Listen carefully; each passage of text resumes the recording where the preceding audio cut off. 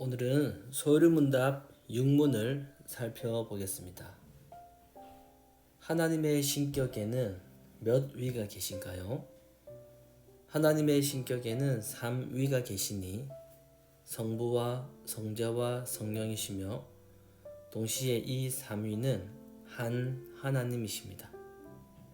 3위 하나님의 본체는 하나이시며 권능과 영광은 동등하십니다. 지난 시간에 오문을 공부할 때 하나님은 몇 분이라고 했습니까? 한 분이죠. 살아계시고 참되신 하나님은 한 분뿐이라는 것을 오문에서 배웠습니다. 그런데 우리가 성경을 보다 보면 하나님은 한 분이 아닌 것 같다라는 생각이 들기도 합니다. 왜냐하면 성경에는 하나님에 대한 이야기 말고도 예수님에 대한 이야기도 있고 또 성령님에 대한 이야기도 있기 때문입니다. 바로 이것 때문에 많은 기독교인들이 헷갈려하고 있어요. 기독교에서는 하나님을 성부 하나님이라고 하고 예수님은 성자 하나님이라고도 하고 성령님은 성령 하나님이라고 부릅니다. 이처럼 하나님도 예수님도 성령님도 모두가 동일하게 하나님입니다. 자, 그러면 하나님은 몇 분이십니까? 성부 하나님이 계시고 성자 하나님이 계시고 성령 하나님이 계시니까 모두 세 분이라는 생각이 들지 않겠습니까? 상식적으로 1 더하기 1 더하기 1은 3이지 1이 될 수가 없습니다. 그러면 하나님도 세 분이라고 해야 맞는데 왜 한 분이라고 할까요? 분명히 세 분으로 계시는 것 같은데 소유문답 6문의 답은 한 분이라고 합니다.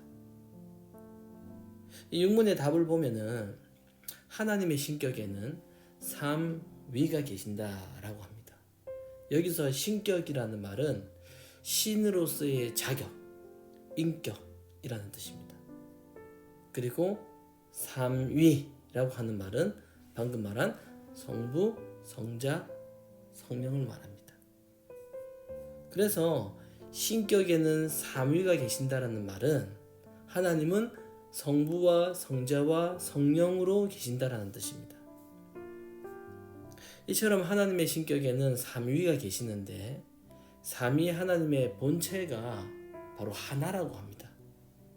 그러니까 3위로 계시는데 본체는 하나라고 하는 이것을 기독교에는 삼위일체 교리라고 말합니다. 이 기독교 교리 중에서 어쩌면 가장 어려운 교리라고 할 수 있는 것이 바로 삼위일체 교리입니다. 왜냐하면 우리의 생각으로는 도무지 이해할 수 없는 교리이기 때문이죠. 하나님이 성부, 성자, 성령 이렇게 삼위로 계신다면 분명히 하나님은 세 분이라고 해야 맞는데 본체는 하나라고 하면서 하나님은 한 분이시라는 것이 잘 이해가 되지 않는 거예요. 그러면 차라리 쉽게 세 분이 하나님이 계신다라고 하면 될 텐데 왜 굳이 하나님은 한 분이다 라고 이렇게 해야 될까요? 만약에 하나님을 세 분이라고 하게 되면은 하나님을 유일신이라고 할 수 없게 됩니다. 유일신이 아니게 되는 거죠. 그리고 그렇게 되면 기독교는 한 분 하나님이 아니라 세 분 하나님을 섬기는 종교가 됩니다. 그리고 무엇보다 중요한 것은 성경이 하나님을 한 분이라고 그렇게 말씀하고 있기 때문이에요. 우리 같이 신명기 6장 4절 말씀을 한번 읽어볼까요? 이스라엘아 들으라. 우리 하나님 여호와는 오직 유일한 여호와시니. 성경은 하나님을 유일하신 하나님이라고 말합니다. 그런데 하나님을 세 분이라고 말한다면 그것은 성경과 다른 말이 되기 때문에 옳지가 않아요. 그러면 삼위일체라는 이 말을 어떻게 이해해야 될까요? 어떤 사람은 삼위일체를 쉽게 설명하기 위해서 수많은 예를 들기도 합니다. 뭐 예를 들면 물이나 얼음, 수증기로 이 삼위일체를 설명하기도 하고, 그리고 아빠가 집에서는 아빠, 교회에서는 집사, 회사에서는 부장, 이런 식으로 이야기를 하는데 삼위일체를 그렇게 이해해서는 안 됩니다. 하나님께서 세상을 창조하실 때, 하나님께서 이 세상을 만드실 때 혼자 하신 게 아니에요. 성부와 성자와 성령 하나님께서 함께 일하셨어요. 같이. 따로 흩어져서 한 것이 아니라 함께 일했어요. 자, 우리를 구원하시는 것도 어느 한 분이 혼자 하신 것이 아니라 성부, 성자, 성령 하나님이 함께 하신 겁니다. 우리를 구원하시는 것도. 성부 하나님은 세상에서 우리를 하나님의 자녀로 선택하셨고, 그리고 우리 죄를 용서하시기 위해서 예수님이 오셔서 십자가에 피 흘려 죽으셨고, 우리가 죄를 깨닫고 십자가에 죽으신 예수님을 구원자로 믿게 하기 위해서 성령 하나님이 오신 겁니다. 이렇게 삼위 하나님은 항상 함께 계시면서 한 목표를 가지고 함께 일하십니다. 이 세상에는 이런 관계가 없어요. 아무리 예를 찾아보려고 해도.